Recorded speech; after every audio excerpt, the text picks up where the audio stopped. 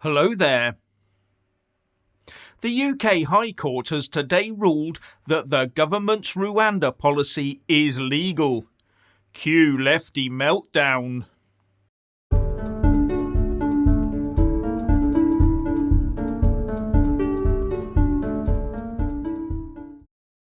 Now, if you haven't already done so, please do subscribe.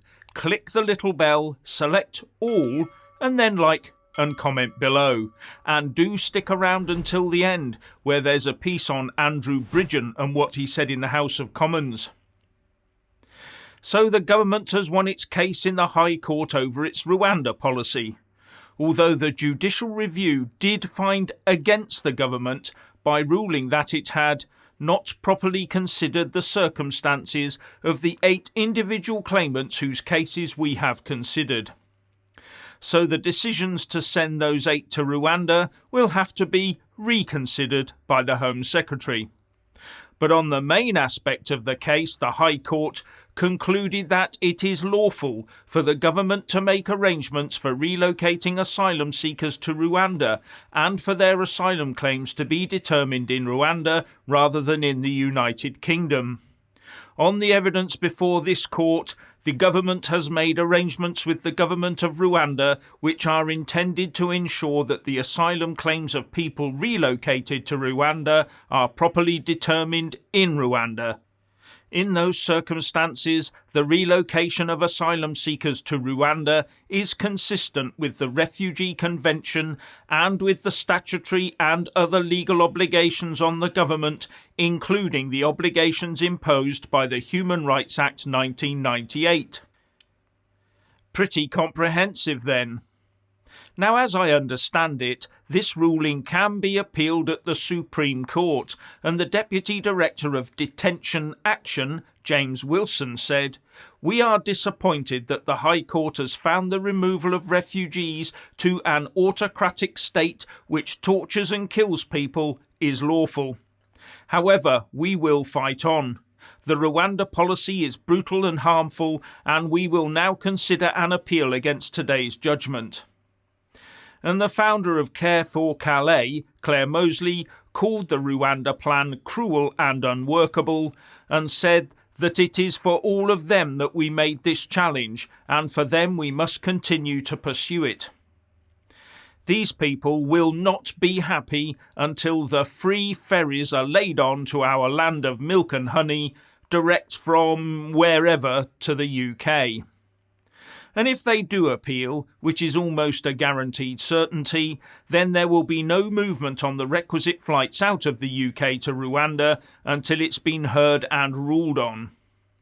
Now, the number of those being sent to Rwanda will be very low, and we have agreed to take some of their vulnerable people in return.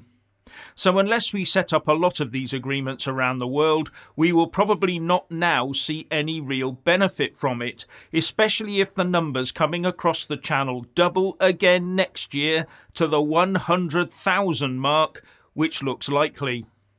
That's when, without further and wider action, it becomes clear that Rwanda is a policy fig leaf to keep the voters out of politicians' hair.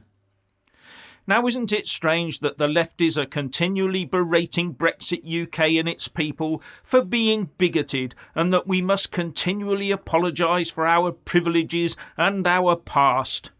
Until it comes to letting people get into the country in any irregular way they can.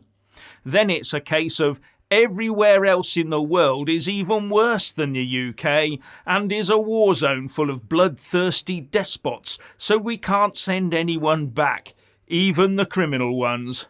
And that includes to places like France and Albania. Now, according to the English Housing Survey, the EHS, which is one of the longest running government surveys, there are 16.5 million unused bedrooms up and down England. And this, it appears, is all the fault of greedy baby boomers who are refusing to sell up and downsize to make way for people who need the rooms. Missing the point of all the upheaval, the costs, and the stamp duty they would end up paying just for the benefit of downsizing. And the report also says that more than half of owner-occupiers live in under-occupied houses. So we have stories that the UK needs much more housing, much more rooms for incomers. And now there's talk by a government body that houses are under-occupied. I wonder where that could be headed. Especially when a think tank called the Social Market Foundation predicts that the 1 million migrants the UK accepted last year, with a net population increase of 500,000, will be the norm for the near and medium terms. All because people living in the UK don't have a sufficient number of children for natural population replacement. So we have to outsource our population replacement to keep our gross domestic product and tax bases as high as possible. And the Foundation claims that the UK population is not ageing as fast as other northern nations because of the number of young immigrants we're taking in. But it does call this an act of kicking the demographic can down the road, because when immigrants arrive from high birth rate countries, they soon start emulating our childless ways. It seems that progress takes away from us that part of being a human that wants children. But instead of facing that fact head-on, governments of all hues have decided to keep the nation's noses to the grindstone and import people, instead of backing the concept of a balanced family life. And that does not make for a cohesive society in the long run. But families do. However, I would surmise that by the end of this cost of living crisis, we will have seen a further drop in the UK birth rate. But it gets worse. By mid this century, the UN predictions show that the global population will top out at a bit over 10 billion and then start falling. And the signs are already there. The rate of global population growth is decreasing every year. The never-ending exponential growth everyone feared has ended, and we may well go into a long period of population decline. And the only thing holding the population numbers up will be the elderly hanging around forever longer. But once the lack of children worldwide kicks in, there will be a scramble to attract young workers, and whole areas of the planet will start seeing depopulation. But in the meantime, as the UK continues to let people in unabated, they all need somewhere to live. And we've already got over 40,000 in hotels up and down the country that need to be given permanent accommodation. Yes, permanent, because no one's ever going to send them back, are they? If the government really wanted to, they would. And if we have underutilised housing and we want to save the planet and no one wants houses built in their backyard, then the government might feel it necessary to conduct some policy-enforced accommodation redistribution. Now you will have heard about Andrew Bridgen and his statements about a certain procedure in the House of Commons. Well, over to you, Richard. Thank you, Jeff, and good evening. Now, not wanting to sound like a stuck record, but something was recently discussed in the House of Commons by Tory MP Andrew Bridgen about the safety of something that was mandated by the state for many workers. Oh, didn't you know this was being discussed?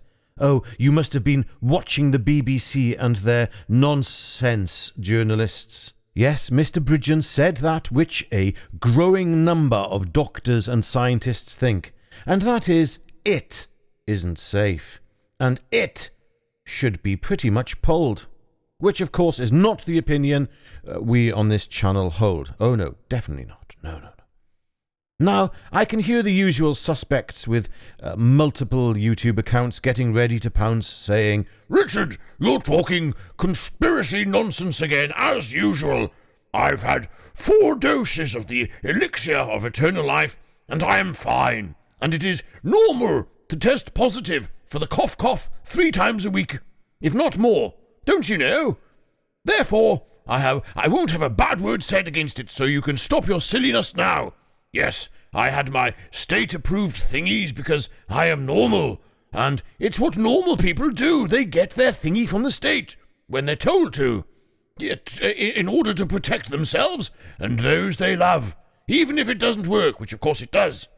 Just look up normal in the dictionary, and you will see a photo of me down the lodge wearing an apron with my white gloves on. Okay. Yet this monumental debate in the House of Commons was met by silence by the mainstream media. A media that is all out for protecting itself and the establishment that it serves. If you have ever had any respect for the media, it should have ended about 3 years ago. These days, I am afraid, the media is nothing more than a contraindicator to the truth. If you want to know what and whom the establishment wants silenced and discredited, just take a look at whom and what the media attacks en masse. And if you want to know when the establishment is frightened, just take a look at the important stories it buries at the bottom of its news outlets, or completely ignores. These days, I just watch GB News for, well, I don't know why I watch it. I mean, I know it's compromised, but it is the least compromised by far of all our media outlets. But even there, you will find a subconscious groupthink that serves to protect the establishment. If you want proof of this, just compare the vitriol dished out by GB News presenters against the pointless and irrelevant Megans versus the vitriol against a certain other prince who was the friend of a man called Geoffrey who was mysteriously bumped off in jail. Not even close. No. The second prince, he didn't get hardly anything in comparison with the Megans. So, I mean, GB News just gave a little bit of cattiness to that certain other prince. Why? Why was GB News not in uproar when this certain prince was chosen by Her late Majesty to accompany her to Prince Philip's memorial? It's all about distraction, people. And right now, the establishment doesn't want you watching the change in narrative taking place about it. Yes, something is changing. Questions are being asked. Anyway, don't trust them. Back over to you, Jeff. I trust you. Thank you, Richard. And finally, when subscribing, please don't forget to press that little bell and also select the all option, or you won't get any notifications when I publish a new video. And thank you all so much for taking the time to watch the show.